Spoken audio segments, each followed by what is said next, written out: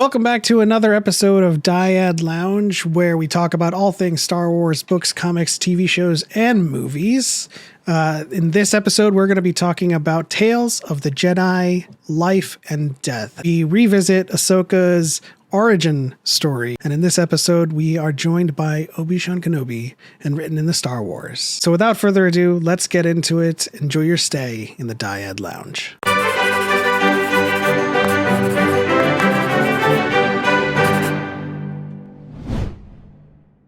Excited to get started, excited to talk about this episode. I really enjoyed it personally because this is one of the only ones where we got all new ground that we covered that we hadn't seen any parts of before.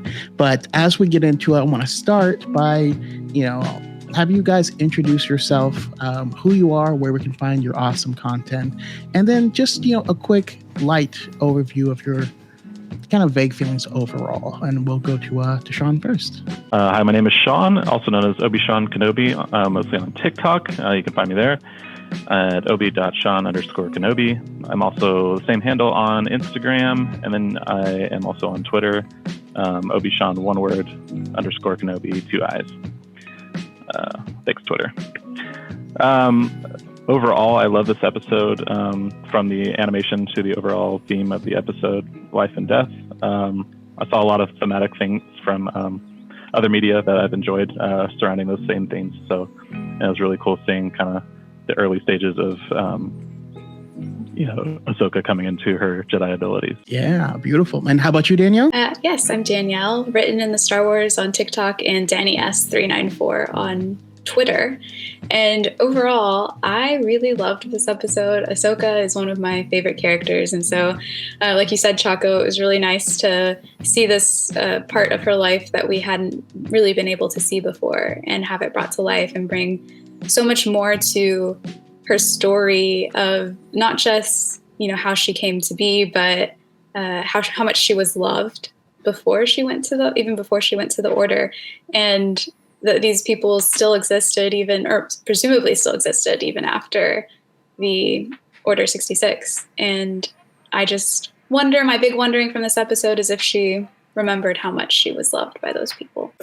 What this episode represents, also what I've been thinking about ever since, rewatching it over and over again, is that it kind of informs where Ahsoka is headed in the future of things. And I think it's brilliantly timed with the way that they portray, Pavdi training Ahsoka to accept death, do not fear it. And then we get that similarly with her dealing with everyone that she has lost in her life, and how she has been able to, deal with that and not let that make her fall to the dark side. I think it's important to note that this is also Dave's small little inception, where this is where Ahsoka is going to be in the Ahsoka show. Because you hear that thing, Jedi. Ahsoka is Jedi. And then you fast forward to Rebels, and then you hear, I am no Jedi. Mm-hmm. And then you fast forward to Mandalorian, and they say, show yourself, Jedi, and she doesn't say anything. Mm-hmm. And what was that episode called again? The Jedi. And so, we've often been through our discussions with Mando and the announcements of Ahsoka and the casting, thinking about where Ahsoka is at this point in her life. Do we think she has finally accepted what she believes to be a Jedi, what her family back on Shilly thought the Jedi to be? I would hope so. My biggest hope for Ahsoka, maybe not at the beginning of the series, but at the end of her time in Star Wars on her timeline, is that she is able to find that peace in herself and able to find that balance of every horrible thing that she went through that made her think differently of the Jedi, or make her think differently of herself and how she was trained, balanced with what she knows to be true. And that's my biggest hope for her. I want peace for her, inner peace, as well as outward peace, because she deserves it. I feel like she just continuously kind of gets the yucky end of the stick on these things, and I just want her to be happy. Yeah, I hope she just kind of retires with a Togruta community and is the new Gothica of her little clan. Oh, that's and so grow awesome. old, die peacefully, happily ever after. Which is the other question, right? Does she return to the tiger at some point? Yeah. It's all. Who has a lifetime membership at Lightspeed Gym? I mean, I would love it if she goes back there and there are people, on that land hunting one of the tigers, and she saves it. And it kind of makes it go full circle. But just to go back a little bit, I just wanted to say I absolutely do believe that her path is being a Jedi, and I think we know this from Rise of Skywalker when Rey says, I'm all the Jedi, that includes Ahsoka. Dave Filoni has remarked on how he didn't think that I'm no Jedi line was going to take off like it did. And even in the context of that episode, we have to realize why she said it and not just what she said. She was going to get revenge because she thought this person killed her master. He said, revenge is not the Jedi way. And then she says, I'm no Jedi, because she was going to kill that person in anger for revenge. She didn't go through with it, So I believe she's already considering herself a Jedi. We saw she has the Ahsoka beads now are hanging still. But we have yet to get that officially announced. So I look forward to it. I'm very excited for that. I was wondering, so yeah, because on her belt, it does look so much like the Silka beads, and I do need that to be confirmed as well. Yeah. Those are them. Whether or not she wears them for sentimental reasons or anything symbolic of nature within her status as a Jedi remains to be seen. But I do think, we're on the right path. I think she is identifying as a Jedi.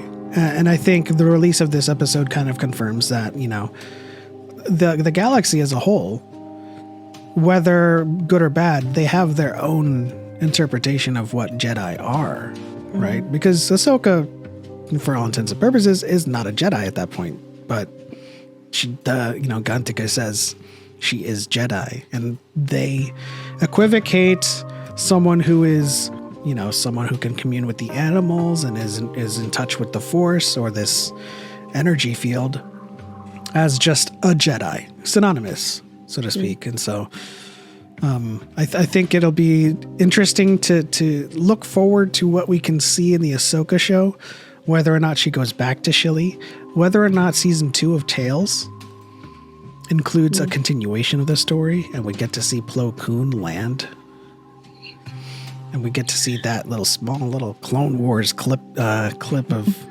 them meeting for the first time. Little Ahsoka. Papa Plo. Yeah.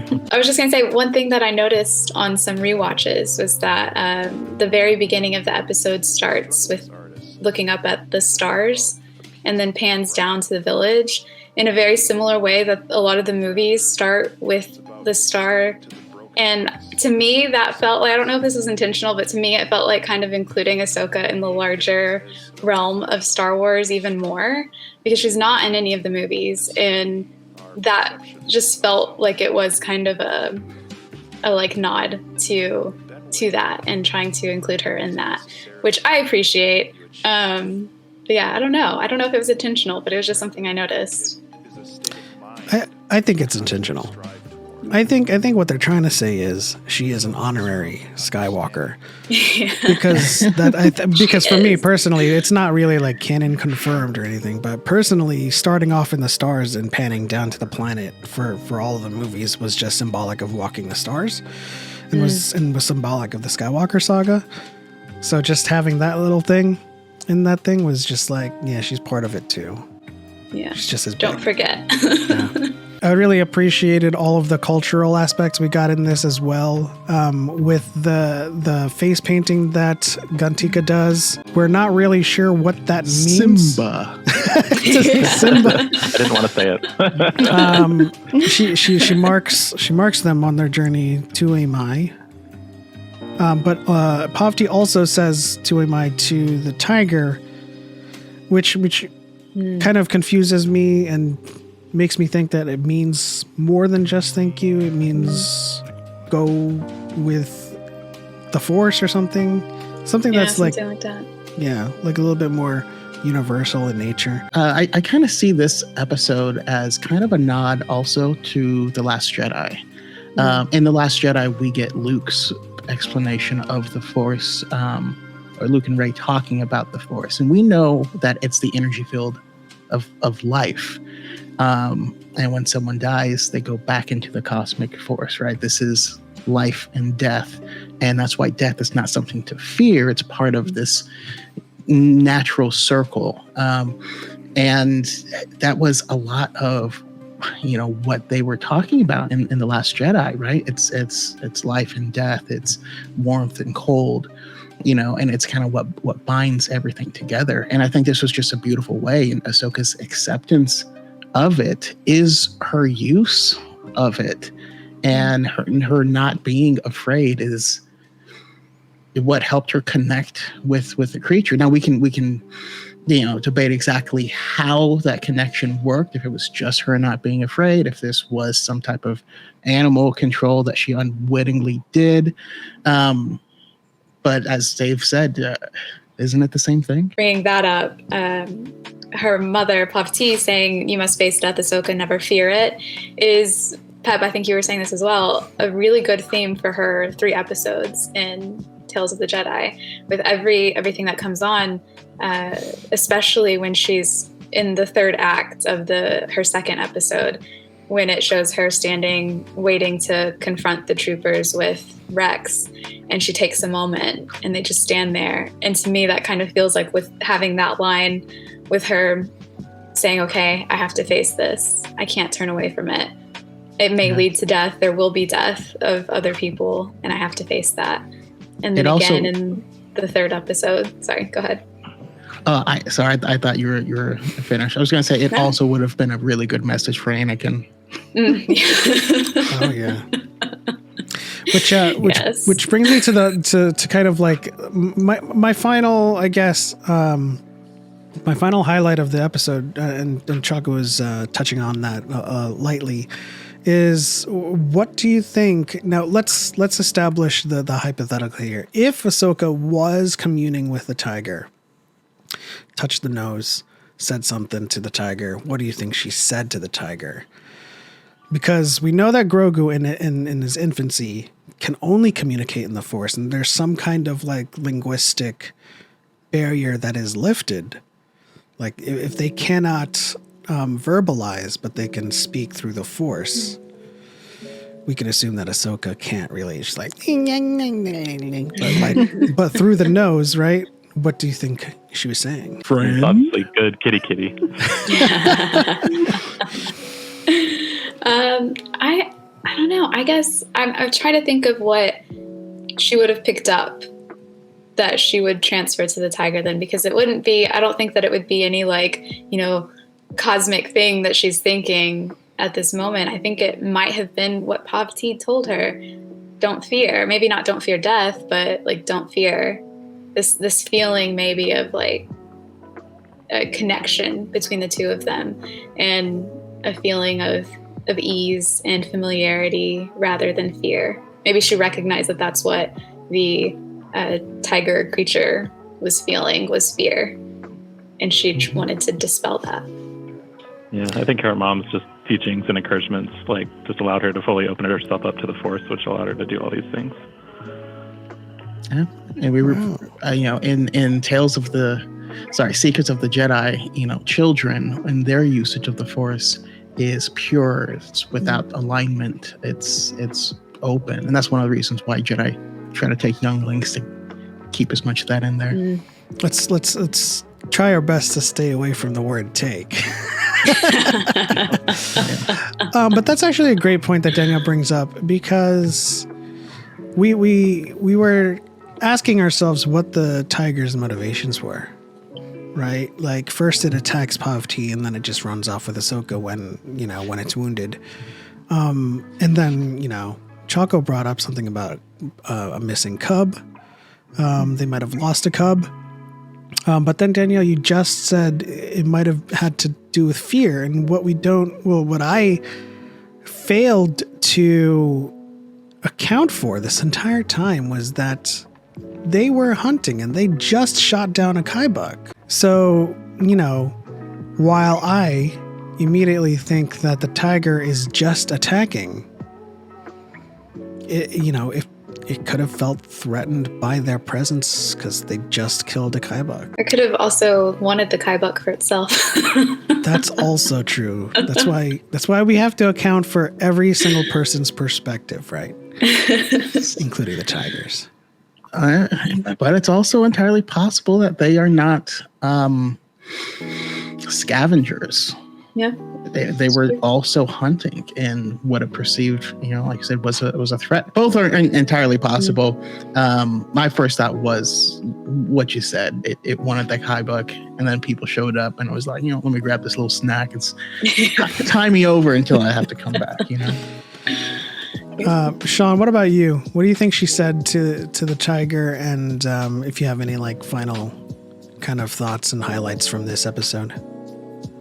Depending on what the range of being able to speak at that age through the Force would look like, probably just asking it to calm its mind. Yeah, I love the episode. It was thematically beautiful. The animation was super hyper realistic and cinematic. It was overall a great experience just watching it. And it was a great start to Ahsoka's story. Absolutely. And Danielle, do you have any final thoughts about this episode?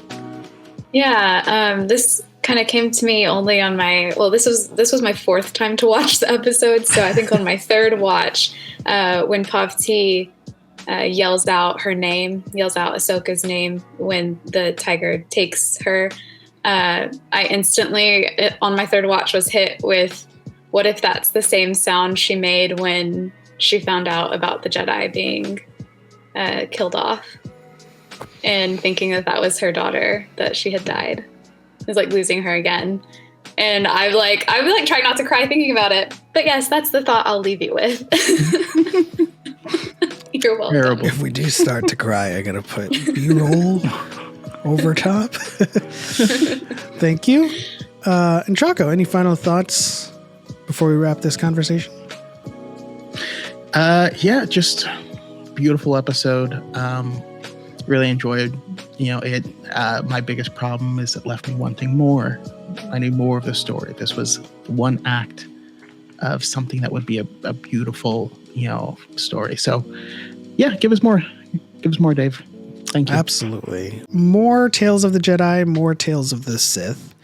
And but this will wrap this conversation on life and death. We will continue to have these conversations on each episode of Tales of the Jedi, featuring Danielle and Sean coming back for other episodes, and some new faces as well to talk about these episodes. But I think that's the end.